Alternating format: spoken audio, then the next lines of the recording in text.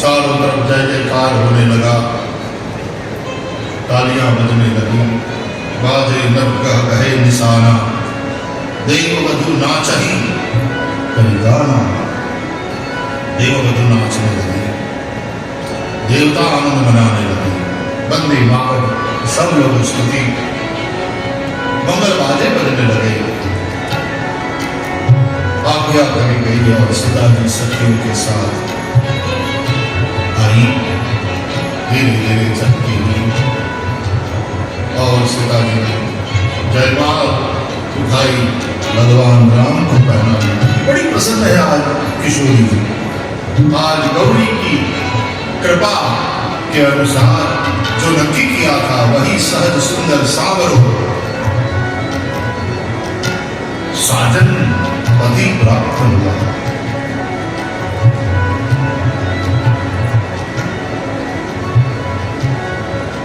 उठाए हाथ, प्रेम विवश पहिराई, सीता जी का मुख नीचे, मुख पर प्रसन्नता और लज्जा के भाव, हाथ उठाया, राम जी थोड़ा सिर झुकाए, प्रेम दिवस पहिराए। एक बात यह है कि सीता जी नहीं पहरा रही है, वेट करा रही है। क्यों? बोले आपने भी बड़ा समय लिया था, तो शुक्र और पहनाने में, जयमाल पहनाने में थोड़ा समय ले रहे, हिसाब बराबर हो रहा है सरकार। या तो इसलिए कि राम जी की ऊंचाई ज्यादा है, तो सीता जी ने हाथ तो उठाए लेकिन पहुंच नहीं पा रही है। राम जी ने झुकाया है सिर, वो तो ठीक है, कमर से थोड़ी झुकेंगे, मर्यादा है। दुल्हे राजा की लक्ष्मण जी समझ गए, गुरुदेव को वंदन करके दौड़ कर वहां पहुंचे और राम जी का अभिनंदन करते हुए, अभिनंदन सरकार कहकर के लक्ष्मण जी ने प्रणाम किया। जैसे ही चरण में झुके हुए लक्ष्मण को उठाने के लिए राम झुके, मौके का फायदा उठाया और सीता जी ने उसी वक्त भगवान बोलिए सीताराम चंद्र भगवान, श्री रामचंद्र भगवान की लखनलाल की जय। जय जयकार हुआ।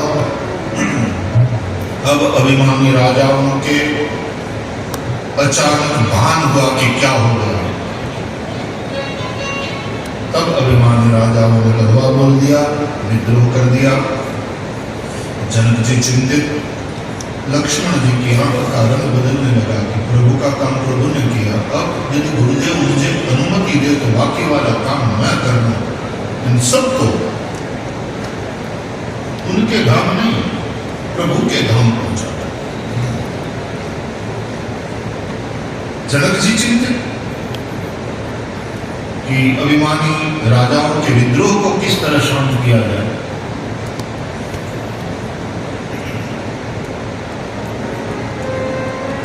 लेकिन कुछ नहीं करना पड़ा।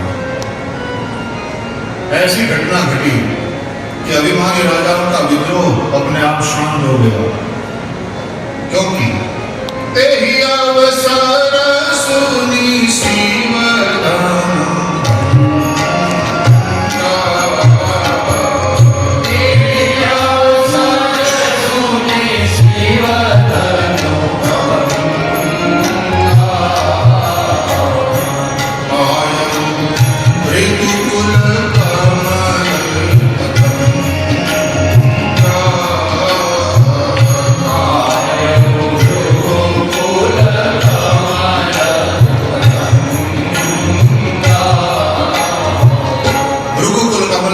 परशुराम जी महाराज शिव धनुभंग की बात सुन करके वहां पधारे। अभिमानी राजा परशुराम जी को देखते ही एकदम डर गए कि अरे भालो, किंतु समेत कहीं कहीं निज नाम लगे करण सब दंड प्रणाम। अपने पिता के समेत अपना नाम बता बता करके सब लोग दंडवत प्रणाम करने लगे परशुराम जी महाराज को। पुरानी यादें ताजा करने लगे। बाबू जी आप हमारे घर आए थे, 2 दिन रुके थे, मैं आपके चरण की सेवा करता था, पहचाना मुझे? मैं फला फला राजा का। परशुराम जी एकदम सख्त दृष्टि करे उसकी और एकदम चुपचाप होकर के प्रणाम करके वो डर के मारे दूर हो जाता।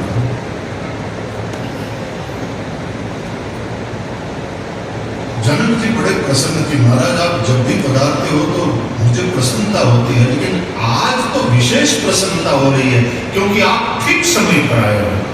वरना मुझे चिंता थी कि इन अभिमानी राजाओं का विद्रोह कैसे शांत किया जाए। आप ठीक समय पर पधारे।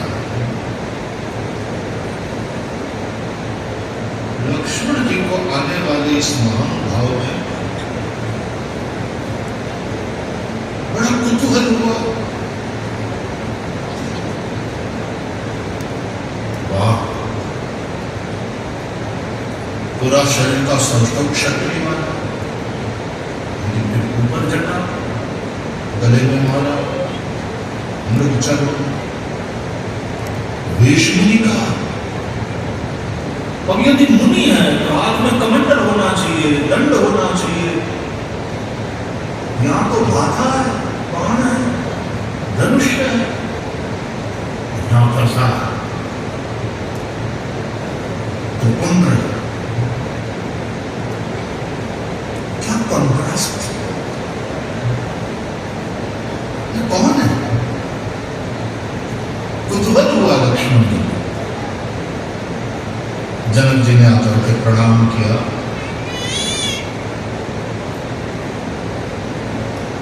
सीता जी आई, प्रणाम करी, आशीर्वाद लेकर के सखिया ले गई।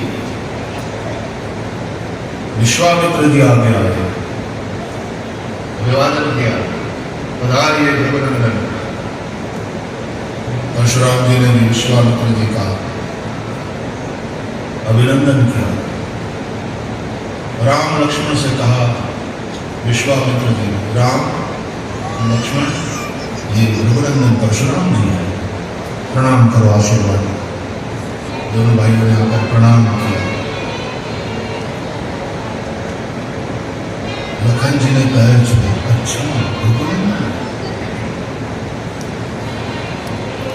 जैसे ही राम जी प्रणाम करके उठे और परशुराम जी की दृष्टि श्री राम की मुखारविंद पर गई, दृष्टि स्थिर हो गई। अंदर से एक आनंद की अनुभूति, लेकिन फिर अपनी दृष्टि को वहां से हटाया। कठोर तो है, 2 टुकड़े जो धनुष्य के, शिव धनुष्य के पड़े थे, देखे आग बबूला हो गई। जनक की ओर देख करके बोले, जनक कहू जड़ जनक धनुष तय तोड़ा। इस धनुष को किसने तोड़ा? जनक जैसे आदरणीय तत्व ज्ञानी राजर्षि को जड़ कहने वाले ये महाराजा है। जनक, किसने शिव धनुष को तोड़ा है? जिसने भी तोड़ा हो वो सहस्रार उनके समान मेरा शत्रु है। वो इस राज समाज को छोड़ करके अलग हो जाए ताकि मैं अपने फरसे से उसका काम पूरा कर। यदि वो मुझे अलग हुआ तो मैं सब राजाओं को मार डालूंगा। कोई नहीं जाएगा यहां से, एक आदमी बाहर नहीं जाएगा, सब यहां खड़े रहो। किसने तोड़ा है धनुष? अरे हो जाओ, वरना मैं सबको मार डालूंगा। अब अभिमानी राजाओं ने सोचा ये ठीक नहीं हो रहा है, दिस इज नॉट फेयर। अरे थोड़े कोई और महाराज हम पर गुस्सा करे, हमको दंड देने की बात करे। जनक नहीं बताएंगे, अपने बताएंगे, अपने बता देंगे। तब भगवान राम ने आगे आकर के कहा, नाथ संबोधन भंजनिहार होई केहू एक दास कुमार। आय सुता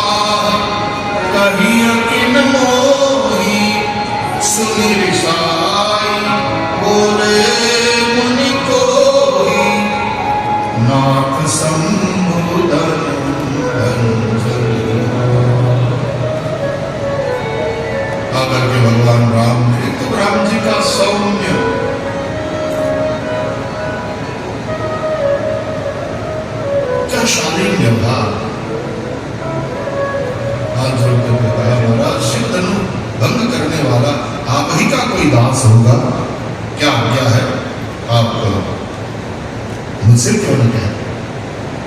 क्यों नहीं कह रहे? क्या सुनकर के परशुराम जी गुस्सा हो गए। सुनो,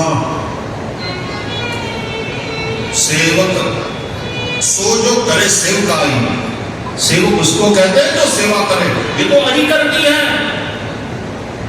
सुन राम जय शिव धन तोरा, सहस भाव समसो रिपुमोरा। अलग हो जाए तुरंत को आदमी, नहीं तो मैं सबको मार डालूंगा। लक्ष्मण जी मन ही मन मुस्कुराए, सोचे महाराज का स्वभाव अपने जैसा है। राम जी शांत है, महाराज तेज है, मुझे आनंद आएगा इनके साथ। विश्वामित्र जी क्या क्या लेकर के बीच में आ गए। लक्ष्मण जी बोले, भगवान बहुधन ही तोरी निकाली, कबूल असली से चीनी। हमने बचपन में खेल खेल में ऐसे कई धनुष तोड़ डाले, किसी ने इतना गुस्सा नहीं किया। हम तो क्षत्रिय हैं, बचपन से ही धनुष से खेलते हैं, हम गुड़िया गुड़िया और डिंगला से खेलते नहीं हैं, खिलौने से नहीं खेलते। हमारा तो खेल ही हमारे खिलौने ही है। बचपन में कई धनुष तोड़ डाले, कभी किसी ने ऐसी रीस नहीं की, ऐसा क्रोध नहीं किया। लगता है ये वाला धनुष आपको बहुत ज्यादा प्रिय था, यही धन पर ममता की है। एक तो कोई दो बात कर रहे हो, उसमें कोई तीसरा आकर के बीच में कूदे, तो कभी कभी गुस्से आदमी को तो गुस्सा उसके, तू तो आग बोल रहे थे, तू क्यों बीच में आता? मैंने तुझसे पूछा, दौड़ापन तो करते नहीं, तो मारा जो। फिर परशुराम जी और लक्ष्मण जी की जो टक्कर होती है, बड़ी सुंदर कथा है। रामलीला में ये संवाद जब होता है तो लोगों को बड़ा आनंद आता है। वैसे भी हिंदुस्तान में दो के बीच में झगड़ा हो तो 100-150 तो रोड पे प्रेक्षक मिल जाते हैं। क्या होगा, क्या होगा? बड़ा सुंदर संवाद है। लक्ष्मण जी जो भी करते हैं बोलते हैं तो परशुराम जी के क्रोध की अग्नि में जैसे आहुति देते हैं। जब क्रोध की आग और तेज हो जाती है तो राम जी आते हैं आगे और फिर अपने व्यवहार से, अपनी शालीनता से, अपनी विनम्रता से, जैसे वो थोड़ा पानी का काम करते हैं, थोड़ा शांत करते हैं अग्नि को। बार बार परशुराम जी परशु दिखाते हैं और लक्ष्मण के कहते हैं, परशु मिलो तो नहीं तुम्हारा, तू मेरे मुनिवेश को मत देख, ओए इस कुल्हाड़ी को देख, इस परशु को देख। क्षत्रिय पर द्रोही हूं, एक गाने में कटका भांगी न खाना। तो लक्ष्मण जी ने कहा, महाराज आप गणित में कितने मार पाते थे? और पूछा, आपको गणित में कितने अंक मिलते थे?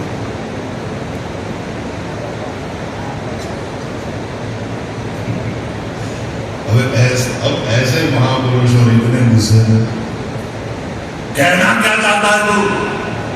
महाराज गणित में भागाकार के प्रश्न आते हैं, तो उसमें जैसे 25 का भाग 6 से करो तो 4 से चलेगा, 6 चौके 24 और 25 में से 24 को निकाल दो तो शेष रहता है 1, उसको क्या कहते हैं? शेष।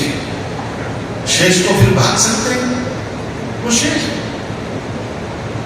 तो ये भागने की बात कर रहे हैं और सामने लक्ष्मण शेष है, उसको भागना संभव है।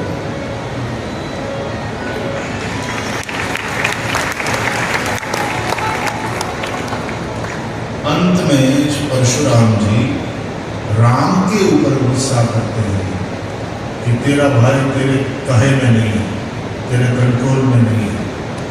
और राम, तूने जो धनुष तोड़ा है ना, क्योंकि संकेत में कह दिया था छो न रघुपति हूं न दोषु, तो तूने जो धनुष तोड़ा है तो तुझे अभिमान हो गया, ऐसे नहीं काम चलेगा, तो मेरे साथ युद्ध कर, मेरे साथ युद्ध कर। राम ने कहा महाराज आपका हमारा युद्ध कैसे हो सकता है, हम तो सब प्रकार आपसे हारे हैं। राम मात्र लघु नाम हमारा, ऊपर सहित बड़ नाम तिहारा। मेरा नाम तो केवल राम है, आपका नाम परशुराम है। देव एक गुण धनुष हमारे, और नव गुण परम पुनीत तुम्हारे। हमारे धनुष को तो केवल एक गुण, एक रस्सी होती है, और हे देव आप ब्राह्मण हैं, आप ऋषि हैं, आपके पास तो नव गुण, नवतंत्र वाला जनेऊ यज्ञोपवीत है। आपसे यदि युद्ध करें, यदि हम जीत जाएं, तो भी लोग हमारी टीका करेंगे कि ब्राह्मण से टकराए। क्षत्रिय होकर के तो गौ ब्राह्मण प्रतिपालक होते हैं, और ब्राह्मण पर जीते तो तुमने क्या ऐसा बड़ा पराक्रम किया। और यदि हार जाए तब तो हमारी और बेइज्जती होगी कि ब्राह्मण से हार। महाराज हम तो सब प्रकार से आपसे हारे हुए हैं, फिर भी जब परशुराम जी नहीं माने, बार बार युद्ध के लिए आह्वान करने लगे, तो भगवान राम ने अपना वक्ष का कपड़ा थोड़ा हटा करके वो भृगुलांछन बताया कि आपके पुरखों की लात खाई है, हम तो लात खा लेंगे लेकिन आपसे टकरा नहीं सकते। भृगुलांछन देखकर उगरे पटल पर सुंदरपति थे। कहा कि राम रमापति, तो कहते हैं रमापति, मैंने भगवान का अवतार हो चुका है, ये भृगुलांछन। राम रमापति कर धन देहु, मेरे पास विष्णु का धनुष है, इसको चढ़ाओ, मेरे मन के संशय को मिटाओ। कहते वेद चाप आप गयो, परशुराम मन विस्मय भयो। धनुष अपने आप चला गया राम जी के पास। साकेत धामवासी पूज्य पंडित प्रवर पूज्य रामकिंकर जी महाराज के द्वारा पूरी घटना का इतना सुंदर, मुझे बहुत पसंद है। मैंने कई बार पूज्य पंडित जी का स्मरण करते हुए आप लोगों के साथ शेयर किया है कि राम लक्ष्मण दोनों भाई चले हैं विश्वामित्र जी के साथ। तब से लेकर के जो 4 महत्वपूर्ण घटना घटी, ताड़का वध, अहल्या उद्धार, शिवधनु भंग और परशुराम का पराजय, इन चारों घटनाओं का संबंध अंतःकरण चतुष्टय से। ताड़का है मन में रही हुई दुर्वासना, इसका संबंध मन से। गोस्वामी तुलसीदास जी ताड़का को मन में रही हुई दुर्वासना का प्रतीक मानते हैं। भगवान राम ने ताड़का को खत्म किया, यानी मन में रही हुई दुर्वासना समाप्त हुई। फिर अहल्या का उद्धार, उस घटना को, उसका संबंध बुद्धि से है, क्योंकि ब्रह्मा ने बनाया था अहल्या, ब्रह्मा बुद्धि के लिए उतारा। बुद्धिमान होना अच्छी बात है, लेकिन कभी कभी अभिमान का अपने सौंदर्य का अहल्या को। और सुरपति इंद्र उसके सौंदर्य में मोहित हुए। सुरपति भी मेरी सुंदरता का प्रशंसक है, ये जानकर अहल्या को भी थोड़ा मन में वो वाला अभिमान हुआ। और फिर जो श्राप